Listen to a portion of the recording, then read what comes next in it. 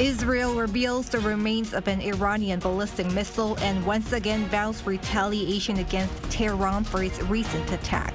In the meantime, the U.S. and the EU are going over options to expand sanctions against Iran. Visiting South Korea this week, U.S. Ambassador to the UN, Linda Thomas-Greenfield, says Washington is looking for options both inside and outside the UN system to continue reporting North Korea's weapons proliferation and sanctions evasion activities. This comes as Russia last month vetoed extending a UN's monitoring of its sanctions on the regime. South Korea's biggest ICT fair kicked off today for 3 days, showcasing the latest AI technology. We take a closer look. It's April 17th, 2024. This is Newscenter. Good evening. Thank you for joining us. I'm Yoon Jung-min. Israel has reiterated its firm response against Iran for its recent attack while showing an Iranian ballistic missile that's been retrieved. How and when it'll respond is still undecided. Iran has fired back. Our Kim Bo-kyung stirs our coverage. While displaying what was left of an intercepted Iranian ballistic missile, the Israeli military reiterated its will that Iran would not get off scot-free over its missile and drone attacks over the weekend. The massive missile, one of 120 fired by Iran, was retrieved on Sunday morning in the Dead Sea and shown to reporters at Juliet's military base. Israel Defense Forces spokesman Daniel Hagari emphasized that Israel will decide how and when it will respond. We will respond the way that we will choose, at the time that we will choose. We don't just have defensive capabilities we were proven on Saturday night. We have offensive capabilities, and we will know what to do and when to do and how to do. This comes amid Tel Aviv's war cabinet having continuous talks about a response to Iran's first-ever direct attack. During the latest meeting on Monday, the cabinet reportedly decided to hit back clearly and forcefully, but no other details have been revealed. Though deliberations continue, U.S. officials say Israel's potential retaliation could be restricted in scope against Iranian military forces and Iranian-backed proxies outside of Tehran's territory, given that the international community keeps calling for restraint from Israel. Iranian President Abraham Raisi warned Israel as well, saying the smallest action against Iran's interests would be met with a severe, extensive, and painful response. Such remarks came during a call with his Qatari counterpart on Monday. Iranian president's words echo those of the deputy foreign minister, who told state TV on Monday night that Tehran's response following any Israeli retaliation would come in seconds, not hours. If for any reason the Zionist regime wants to take even minor action against our land, against the Iranian people, against Iran's interests, it'll definitely face a decisive and harsh response. And this answer will not take another 12 or 13 days. Zionists should not count in hours, but in seconds. Kim Bo-kyung, Arirang News. In the meantime, the U.S. and the EU are going over options to expand sanctions against Iran in light of its aerial assault on Israel. Shin Se-byuk has the latest. The U.S. Treasury Department has warned of new economic sanctions against Iran. U.S. Treasury Secretary Janet Yellen made the announcement on Tuesday during a news conference on the sidelines of the International Monetary Fund and World Bank spring meetings in Washington. Yellen emphasized that she, quote, fully expects additional sanctions against Iran to be implemented within the coming days. She also noted that the U.S. has been actively working to curb Iran's oil export capabilities and suggested that further action could be taken in this area. Her remarks came as Iran launched its first-ever direct attack against Israel on April 13th, firing some 300 drones and missiles in retaliation for a suspected Israeli airstrike on its embassy compound in Damascus earlier in the month. The European Union is also seeking to expand its sanctions against Iran. On Tuesday, the foreign ministers of the 27 EU member states convened an emergency video conference where several countries agreed on the need for additional sanctions against Iran. Some member states propose the adoption of expand the restrictive measures against Iran. The proposed sanctions reportedly include targeting components used in Tehran's weapons manufacturing. The sanction-related developments from the Treasury Department occurred as Israel ramped up diplomatic efforts to advocate for broader sanctions against Iran. Earlier on Tuesday, the Israeli Foreign Ministry revealed via a social media post that it has sent letters to 32 countries urging them to impose sanctions on Iran's missile program. Meanwhile, Washington expressed significant concern over potential military collaboration between North Korea and Iran, particularly in nuclear and ballistic missile development. State Department spokesperson Matthew Miller raised such concerns in a briefing on Tuesday in response to a question about suspected cooperation between the two regimes. Pentagon Press Secretary Pat Ryder, in a separate briefing, emphasized that the U.S. is aware of the threats from North Korea and Iran. He highlighted that the U.S. is committed to working closely with its Indo-Pacific allies, including South Korea and Japan, to enhance security and stability in the region. Shin Se-byuk, Arirang News. Amid escalating tensions in the Middle East, on top of the likelihood of the Federal Reserve's delay in announcing a rate cut, the South Korean won has been weakening against the U.S. dollar, with the exchange rate hitting 1386.81 at the close of Wednesday's session.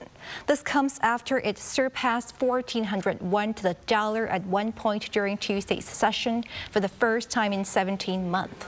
The Japanese yen also plunged to a 34-year low against the greenback earlier this week. To cope with this, the finance ministers of South Korea and Japan agreed to take appropriate steps to curb volatility in their foreign exchange markets. This as Seoul's finance minister Choi Sang-mok has met his Japanese counterpart Shunichi Suzuki in Washington after the G20 top financial officials meeting. In other news, President Yoon and Japanese Prime Minister Fumio Kishida are reportedly to hold a phone call on Wednesday evening regarding Kishida's recent state visit to the U.S. That's according to Japanese news outlet Mainichi Shimbun, citing multiple sources familiar with the bilateral relations. The presidential office also said that Japan has reached out for a call.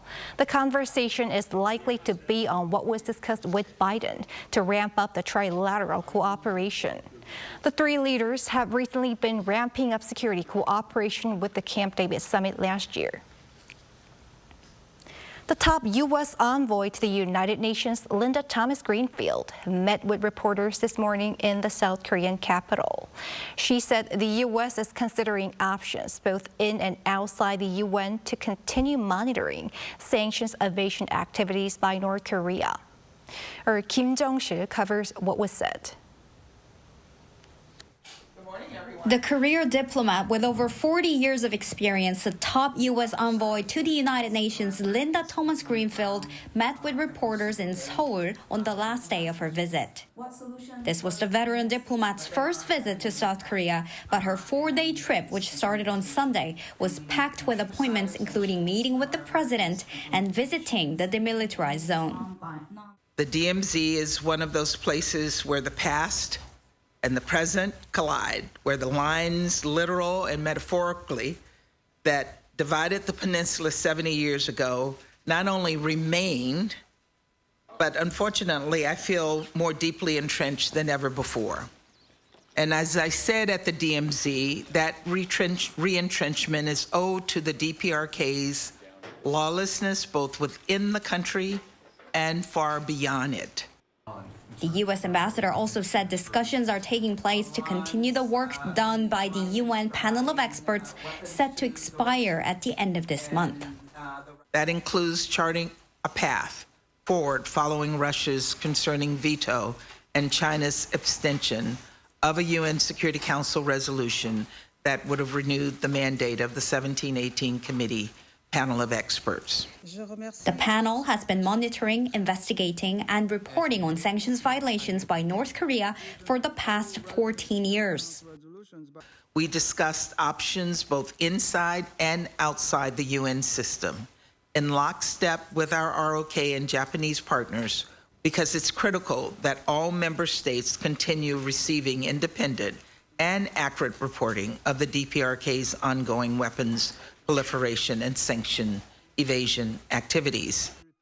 When asked about the potential risk of Russia and China opposing such efforts, the U.S. envoy said this. I think we will eventually find a mechanism to continue to do that reporting. And yes, Russia and China will continue to try to block those efforts, but that is not going to stop us from finding that path moving forward.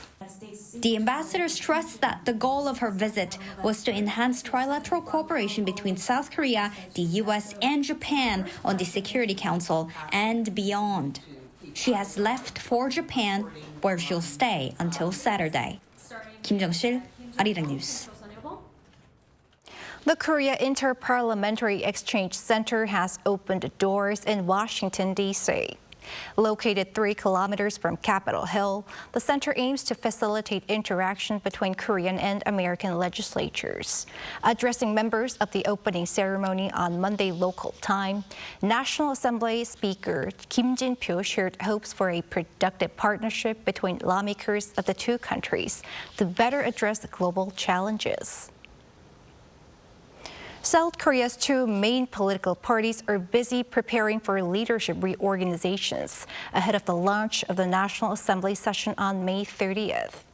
Ruling People Power Party floor leader and acting chairman Yoon Jae-ok said on Tuesday that the party was creating an emergency steering committee to prepare for the party convention, which is forecast to take place as early as June. It's expected a new party leader will be chosen there. Meanwhile, the main opposition Democratic Party is planning to elect a new floor leader on May 3rd. DP spokesperson Park Song-jun told reporters earlier today that this was due to the agreed-upon need for speedy preparation for the new assembly.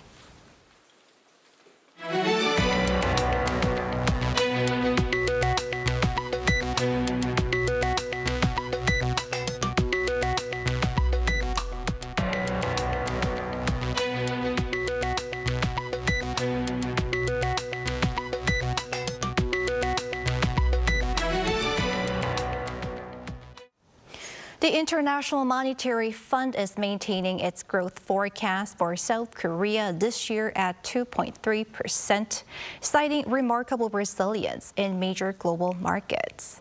The latest forecast mirrors that shared in January when the IMF raised its outlook by 0.1 percentage point.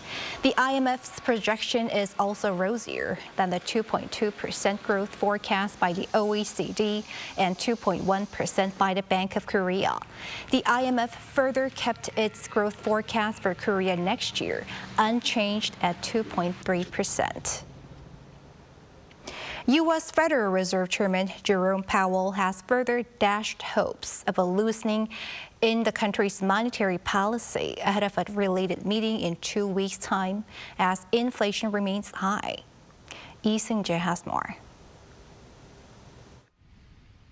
The U.S. Federal Reserve has long kept its inflation target at 2%. Reaching the target would mean rate cuts to levels seen before the COVID-19 pandemic.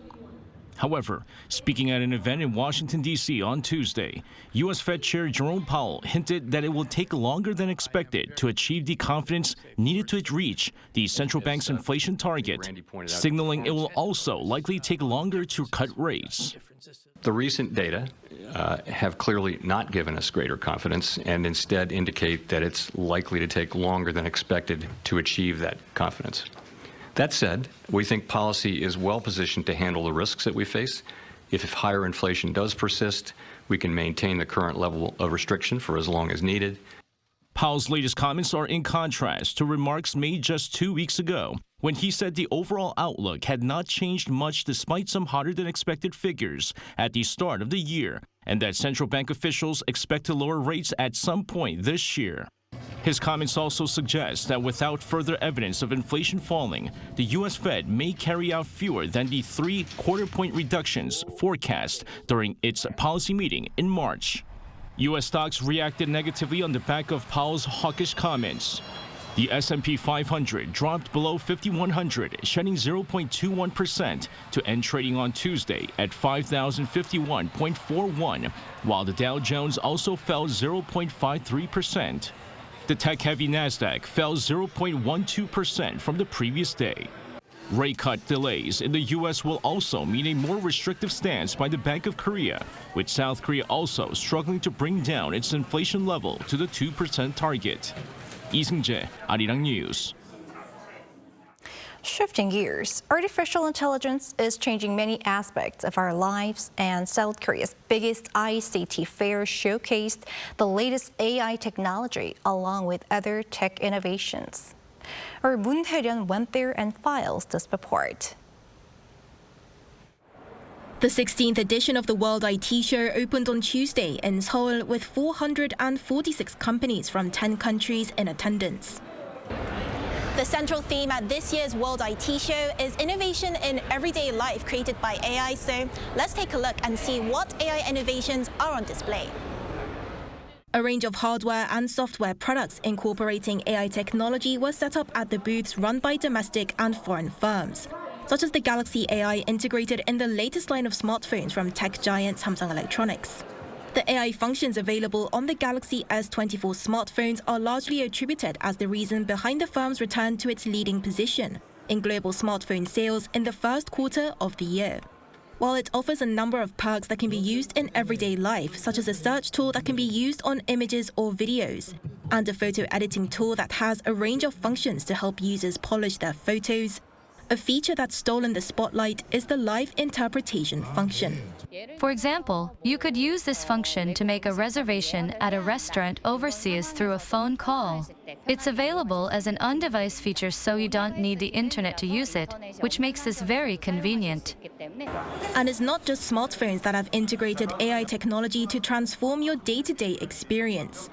LG Electronics have built-in artificial intelligence in household appliances, such as a television that senses the amount of light and sound in its surroundings to adjust its screen brightness and volume accordingly. Washing machines, too, are now smarter. Our Trom washing machine senses how wet or how dirty an item of clothing is once it's put inside the machine, and adjusts the wash settings accordingly without the user having to do it themselves to make the process easier. Other companies, such as telecommunications firm SK Telecom, displayed a security camera that identifies people or things and their actions through AI technology, while South Korea's internet company Kakao showcased AI functions integrated into their chatting application KakaoTalk that summarizes texts and edits the tone of messages to fit the situation. With AI becoming more and more advanced, firms are increasingly finding different ways to shape them to fit human needs. Moon Hae-ryun, Arirang News. A Korean research team has developed landing technology for delivery drones to allow for their wider application in daily life. Lee Eun-jin explains. This is a delivery drone that transports items from Jeju Island to nearby Gapado Island. It quickly delivers food or daily essential products to areas that lack accessibility. The most important factor for such delivery drones is safely avoiding any obstacles and landing at an exact location. With the development of driving technology, these drones can reach their destinations with GPS tracking, but they haven't been able to detect surrounding geographic features. To improve this technology, a team of Korean researchers have developed a new landing technology for these drones by combining two different kinds of sensors. A camera sensor first monitors geographic features. Then its artificial intelligence function checks for obstacles like water or trees or any surface distortion in the shadows. Then, tilt information, detected using a radar sensor, is combined to determine whether it's safe for the drone to land. The research team set up obstacles for test purposes, and the drone was able to find an empty spot between the obstacles for a safe landing. We applied the best features of the two kinds of sensors for this research. We've confirmed from testing in various environments that this technology can be used for the safer landing of drones. The use of this technology means that drones can travel even in environments without prior information, and they can land safely at sites of accidents or disasters. Going forward, the research team also expects to expand its application to drones with a variety of purposes, from delivery to military equipment, and also to other unmanned aerial vehicles. 이은진, Arirang News. In Taean, Chungcheongnam-do Province, the country's largest annual tulip festival has opened with millions of tulips on display. Our Yoon takes us to the mesmerizing scene. The 2024 Taean Tulip Festival is another reminder that spring is here. Hosted by the Korea Flower Park every year in Taean, Chungcheongnam-do Province, this is the festival's 13th edition. This year's Taean Tulip Festival runs until May 7th. With 2.6 million colorful tulips, it promises visitors stunning views. The Taean Tulip Festival was awarded the World Tulip Award twice, in 2015 and again in 2017, by the World Tulip Summit Society, recognizing it as one of the top 5 tulip festivals in the world. It is the only tulip festival in South Korea recognized by the international organization, representing major tulip festivals and industries across the globe. The design concept for this year is peacock, emphasizing the three-dimensional aspect of a peacock's tail feathers. We made the use of the different varieties, colors and sizes of tulips to maximize the visual impact. Standers can see the tulips planted in the shape of a peacock. One notable feature of the Taean Tulip Festival is the strategic planting of both early blooming and late blooming tulip varieties. Visitors can enjoy the full spectrum of tulips blossom, including the delightful transition of colors. Depending on when you visit during the 4-week-long festival, the peacock's tail could be white, red, or even multicolored. It's actually absolutely beautiful display, and how they've poised the flowers for taller ones to be more prominent and the smaller ones to do in-depth, almost like a 3D effect of the imagery is really beautiful. People are finding joy in the sculptures adorned with flowers and the colorful tulips spread across the festival grounds. Despite the cloudy weather, being here with my mom among the blooming flowers with this wonderful scent, it feels good. However, all visitors are gently reminded to be careful to ensure that everyone can fully enjoy the beautiful scenery. There seems to be a trend among the younger generations of taking photos in a particular style, which sometimes can harm the flowers. Since many people are expected to visit, it would be appreciated if we could refrain from entering the flower beds and avoid placing our phones directly on the flowers. So if you want a blooming good time this spring, the Taean Tulip Festival welcomes you with open arms. 이은희, Arirang News, Taean.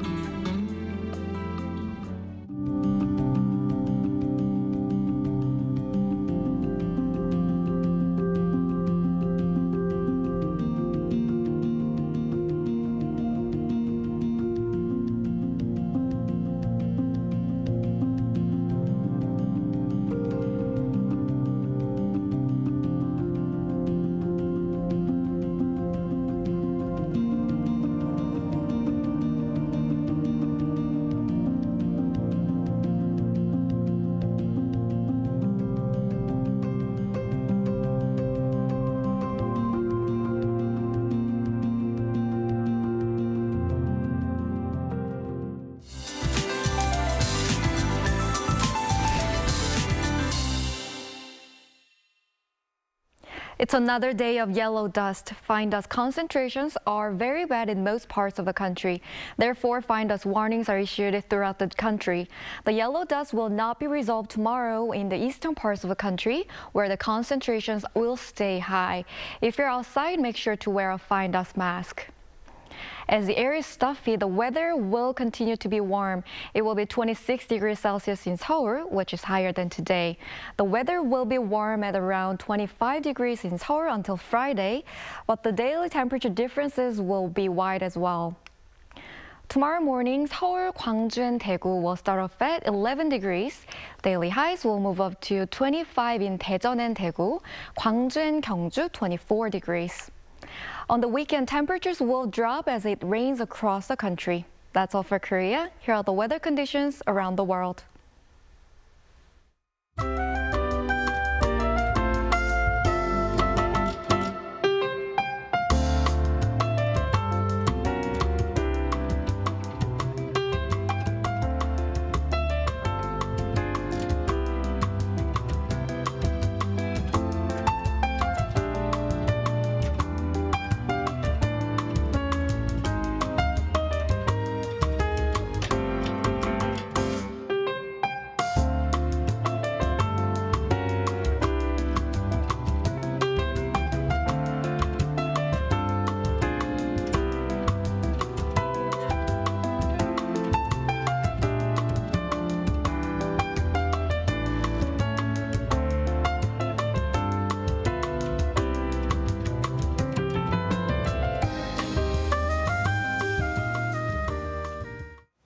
That is Newscenter for tonight. Thank you for watching. A panel session up next.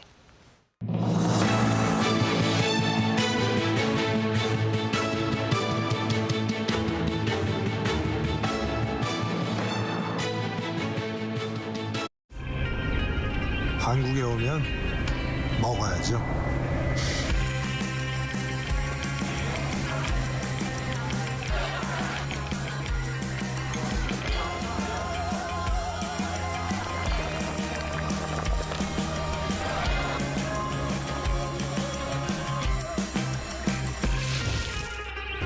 먹어도 끝이 없는 나라. 감당할 수 있겠니?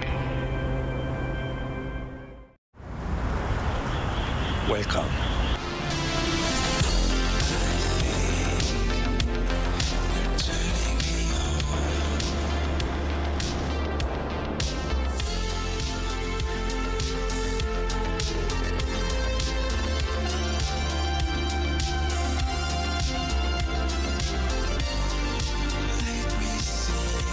(24시간) 불이 꺼지지 않는 나라. 감당할 수 있겠니? 하나, 둘, 셋. Hey, Mr. Cupid, look my way. Make sure you listen to what I say. I may be stupid or quite naive.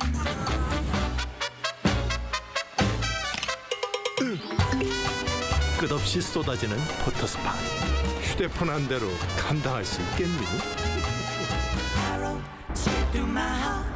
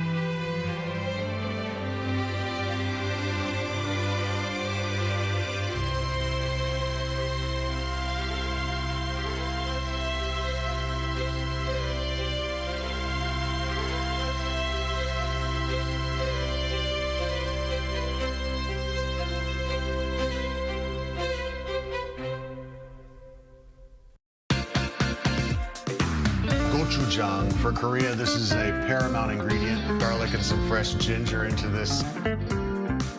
These ingredients together, we're looking for kind of bite-sized pieces.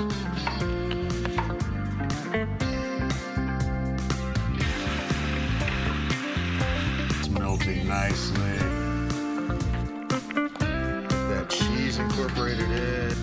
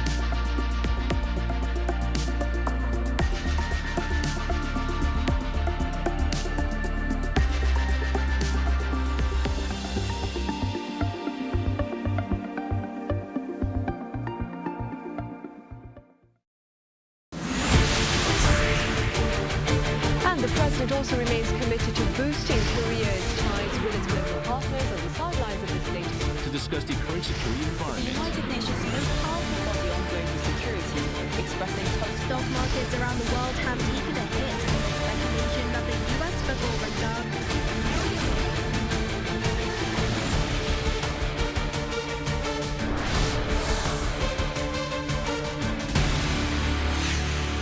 Arirang.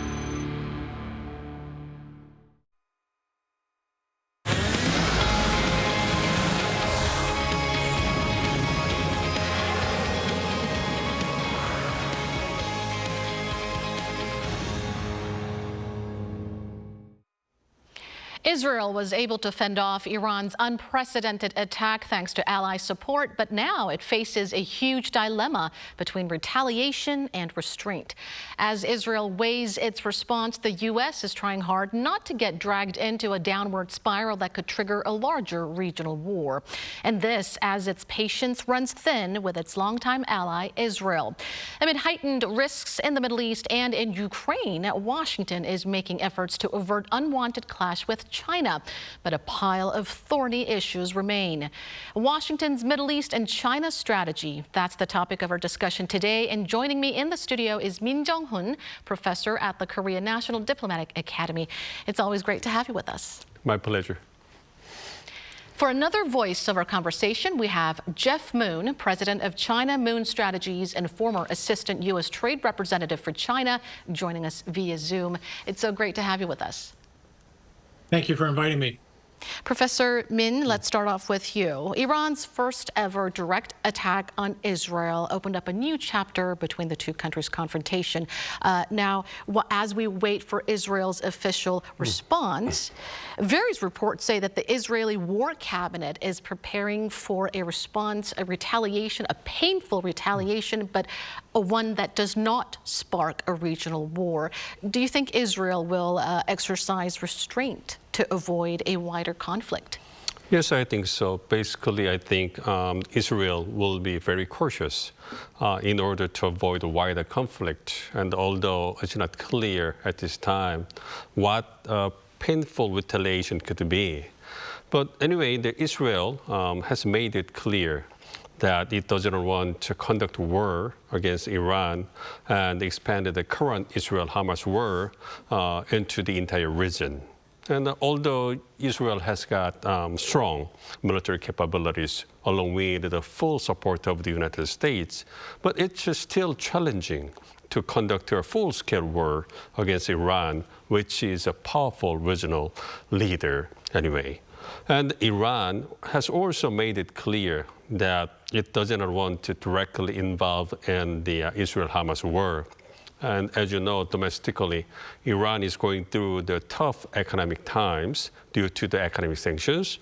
And Iran clarified that Iran's attack to Israel was just a response to Israel's bombing of Iran's consulate in Syria.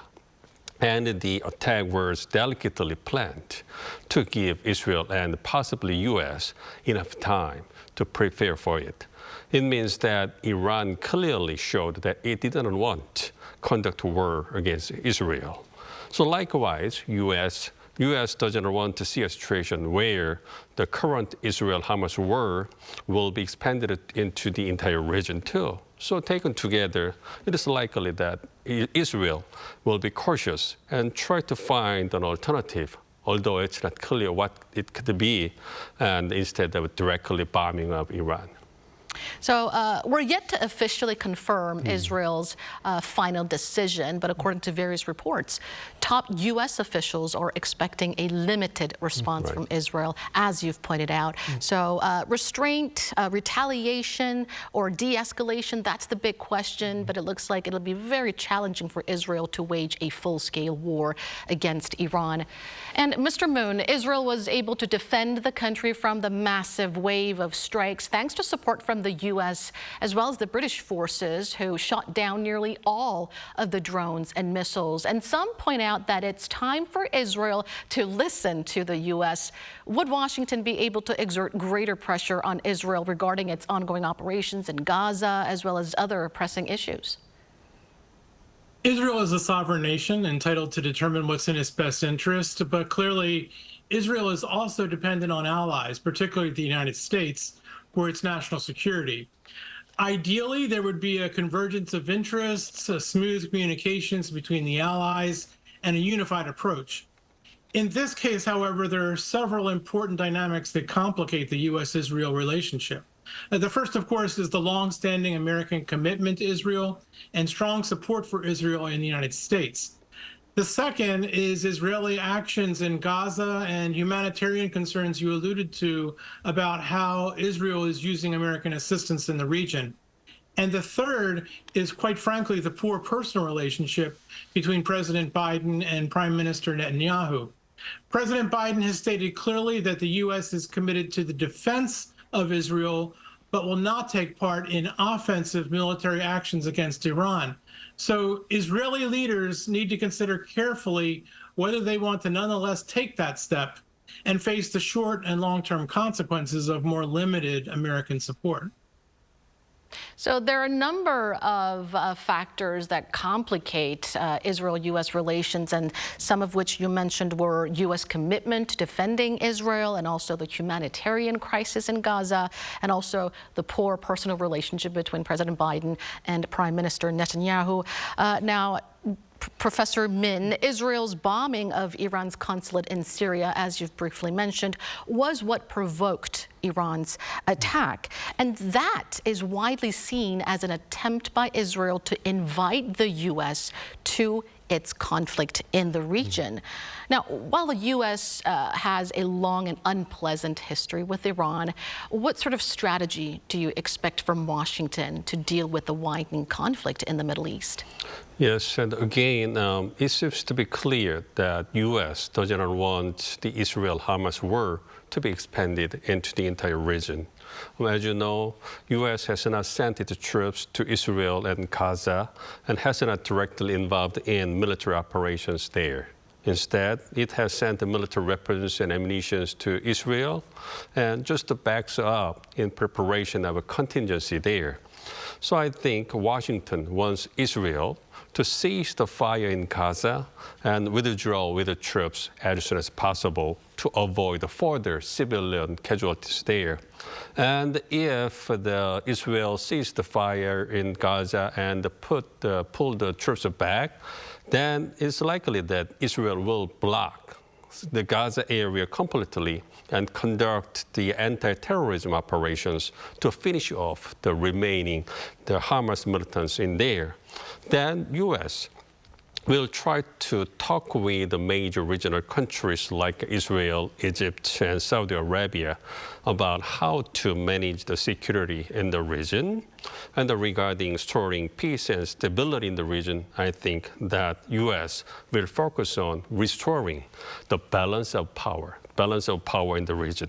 And the Biden administration mentioned several times the two-state solution would be the best option to bring the peace and stability back to the region. Of course, it's not clear at this time whether the solution will work because the regional countries like Israel, Iran, Saudi Arabia, they have different opinions, calculations about it. So anyway, we will see what will actually happen later. But at this time, it's the priority to finish or cease the fire in Gaza. So the U.S. will first seek a ceasefire in Gaza, first and foremost, and it'll also cooperate and enhance communication with the regional players in the Middle East, like Saudi Arabia and Egypt, to let them, balance power in the region to stop the conflict from escalating further. Now, Mr. Moon, shifting gears to U.S.-China relations, the two superpowers are showing greater efforts to improve soured ties on various levels. Following phone talks between President Biden and Xi Jinping earlier this month, U.S. Treasury Secretary Janet Yellen visited China to discuss various economic issues with top Chinese officials. What's behind the two countries' recent series of efforts? The Yellen visit and the other high-level contacts between the two governments are just the latest steps in a joint effort to stabilize bilateral relations. China suspended bilateral contacts after then House Speaker Nancy Pelosi visited Taiwan in August 2022. And then China reversed course on that approach at the meeting between Presidents Biden and Xi at the APEC summit in San Francisco last November. So since then, there have been various high-level visits intended to clarify positions and explore possible areas of cooperation. The critics will say that those contacts have yet to resolve any concrete problems, but the point of the meetings has been to restore clear channels of communication and to responsibly manage competition. The Yellen visit in specific focused on macroeconomic issues that are in her portfolio as Treasury Secretary. So those issues included things like U.S. concerns about Chinese overcapacity, global debt, currency, and other such issues. Of course, there will be additional visits and meetings, and those visits will focus on the issues in the portfolios of other officials. So looking at the big picture, these latest series of efforts mainly aim to restore communication between the two countries. Professor Min, leaders of the U.S. and China during their phone talks sought ways to responsibly manage tensions and avert unwanted clashes. But a pile of thorny issues remain. What are the key issues at the center of contention? Well, basically, I think that it's a good news that the two leaders talk to each other again and discuss about the major issues between the two countries, bilateral issues and other global issues. And it is known that the two leaders exchanged frank, productive opinions on various issues like drugs, fentanyl, and the military communication, the non-traditional security threats like AI and cybersecurity, climate change, and human exchanges. And they agreed to continue to have their communication to manage their relations stably. Meanwhile, it is also known that the two leaders confirmed their different opinions about economic security, thorny issues. For example, President Biden emphasized that U.S. will continue to take measures to secure that its advanced technologies, like semiconductors, would not be used to make a negative impact on its national security. It means that U.S. will strengthen its export control about their fields against China. And China expressed its grievance, strong grievance about it, and argued that it's the United States that divided the worlds and make conflicts. And I think these things reflect the main features of the ongoing U.S.-China strategic competition. As you know, U.S.-China competition has been highlighted around the areas where China is going after U.S. rapidly, specifically its advanced technologies and strategic industries like semiconductors, batteries, AI, quantum computing, and 5G, 6G, and others. And they represent future-oriented industries, and they will significantly influence the fortunes of the countries in the future. So the two countries will never give up securing their interests in those fields. So it means that they will continue to compete fiercely in the field in the coming years.